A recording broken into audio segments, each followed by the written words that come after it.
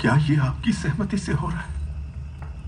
मैं आपके पैर पड़ता हूं, महाराज से कहिए अपने शब्द वापस ले ले। संसार इधर का उधर हो जाए, बाहुबली से भूल नहीं हो सकती। वो आपकी गोद में बड़ा हुआ है, आपने उसे दूध पिलाया है, आपके संस्कार उसकी नसों में दौड़ रहे हैं। मां, मारना होगा।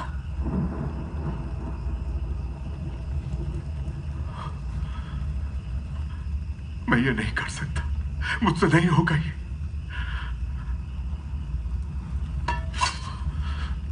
अपनी ये सौगंध तोड़ने के लिए आप मेरा सर काट दीजिए। तुम मारोगे उसे या चाहते हो कि मैं मारूं? नहीं मां, ये पाप आपके हाथों से नहीं हो सकता। मैं ही मारूंगा उसे, मैं ही मारूंगा। भला इस कुत्ते पे भरोसा कर सकते हैं?